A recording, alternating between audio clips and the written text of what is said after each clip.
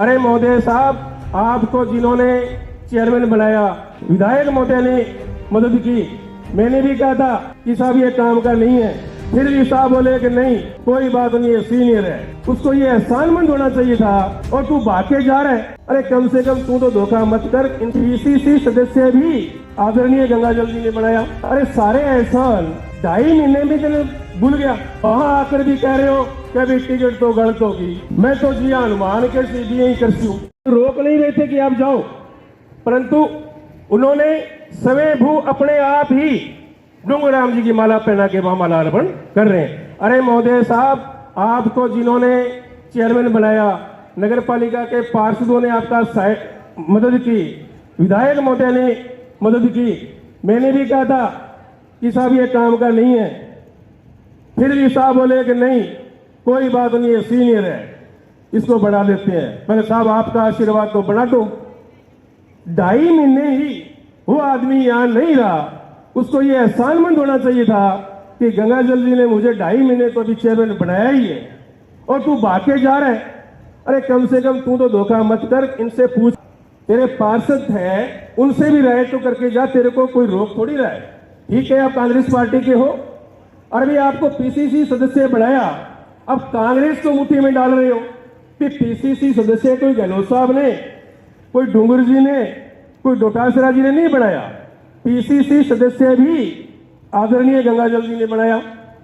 इसको ब्लॉक अध्यक्ष की उपाधि किसने बनाया? गंगाजल जी ने बनाया। चेयरमैन वर्तमान बनाया, किसने बनाया? गंगाजल जी ने बनाया। अरे सारे एहसान 2.5 महीने में तेने भूल गया। आप जाओ, तरीके से जाते, फिर इतना आप करने के बावजूद भी आप ऐसा कर रहे हो, और फिर डूंगराम जी के माला डालने के बाद आप बिन बुलाए मीटिंग हो रही है गंगाजल जी के कार्यालय में, वहां आकर भी कह रहे हो कि अभी टिकट तो गलत होगी। मैं तो जी हनुमान के सीधे ही करती हूं। उसी टाइम शाम को जाके फिर माला डाल लेते हैं। अरे भाई जमीर तो रखो, जमीर तो रखो। आप जाओ कहीं भी, पर अपने जमीर को तो जिंदा रखो।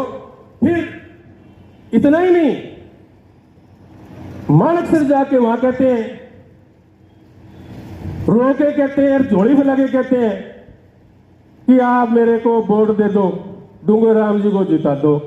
अरे भाई बसपा के वोट जो 55,000 आए थे, पत्रकार महोदय, जो बसपा के वोट 55,000 आए थे, वो परशुराम जी कहते हैं कि मेरी जेब में मैं ही दिलाऊंगा। 55 तो आ गए, और जो 58,000 हनुमान जी मिल साहब को आए, वो कांग्रेस के हो गए। तो 58 और 55 1,13,000, उनकी गिनती तो अपने आप में कर रहे हैं। 1,13,000 वोट हमें तो आ गए। वो तो आज से भी नहीं मान रहे हैं, क्योंकि 1 पॉइंट तो परशुराम जी के पास है, बसपा की सारी वो दिला रहे हैं, और 1 पॉइंट कांग्रेस की वो है। उनको किसी भी कांग्रेस पार्टी के कार्यकर्ताओं की जरूरत नहीं है। दूसरा शब्द वो कह रहे हैं कि एक नकली कांग्रेस है, एक असली कांग्रेस है।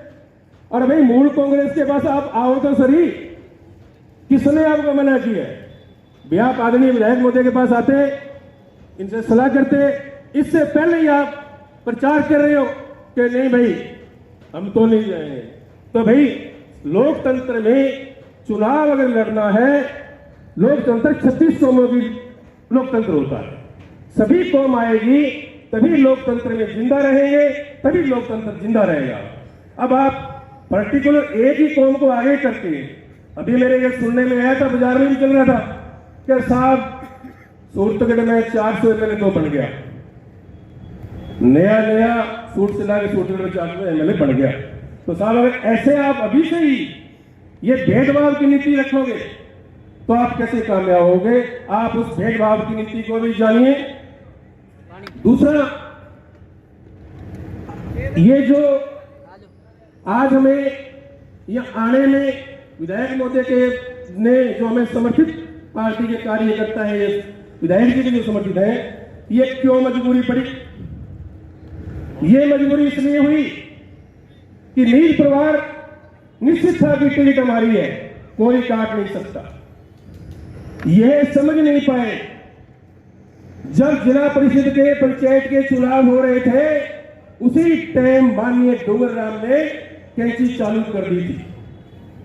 कांग्रेस पार्टी के कैंडिडेट उतारे होने के बावजूद भी उस आदमी ने अपनी पावर दिखाने के लिए ऊपर आकाओं को अपने निर्दलीय उम्मीदवार उतारे और कांग्रेस को हराया।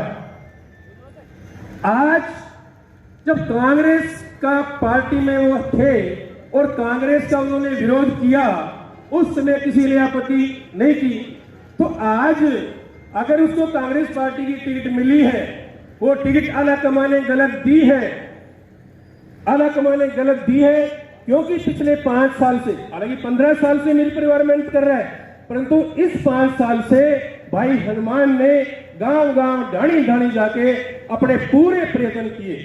और जब वो कांग्रेस में रह के कांग्रेस का विरोध कर रहा है, तो हमें भी कांग्रेस में अगर उसको टिकट मिली है तो हमें भी उसका विरोध करना चाहिए, क्योंकि शुरुआत उसने की थी। शुरुआत कांग्रेस का विरोध करने के लिए माननीय डोंगर राम ने की थी। तो अगर उसको टिकट मिली है, अभी जब मिली, तो हम भी बिल्कुल स्वतंत्र है पार्टी के, पूरा खुले रूप से अगर विरोध करें तो हमें भी कोई ऐसा गलत हमारे मन में नहीं आना चाहिए। और उसको ईश्वर भी साक्षी है, क्योंकि पहले उसने जो किया है उसी को वो काटेगा, जो जैसा बोएगा वैसा वो काटेगा।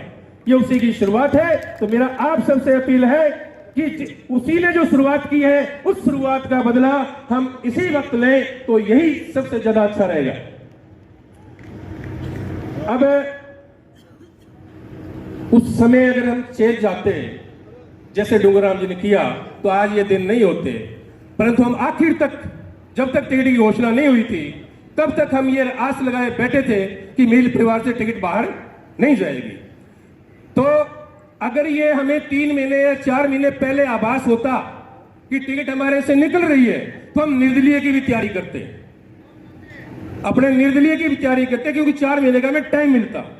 आज हमें वो टाइम नहीं है कि आज हम अगर निर्दलीय चुनाव लड़े तो ऐसा हमें तैयारी करने का अवसर मेरे विचार से वो अच्छा नहीं है। आगे हमें जो भी दिशा निर्देश मिल परिवार देंगे, क्योंकि जो इनको पीड़ा है, ये अपनी पीड़ा अपने को बता नहीं सकते, इनसे ज्यादा पीड़ा इनके कार्यकर्ताओं को है। तो हम इनकी भावना समझ रहे हैं, ये भी हमारी भावना समझ रहे हैं। मैं ये कहता हूं कि जैसा आप निर्देश हमें देंगे, हम उस निर्देश की पालना करेंगे। और सभी साथियों से मेरा विनम्र निवेदन और अपील है कि जिस प्रकार डोंगर राम जी ने जिला परिषद में कांग्रेस का विरोध किया, उसी प्रकार हम भी विधायक महोदय का कांग्रेस टिकट का विरोध करेंगे और टिकट को बैरिंग भेजेंगे।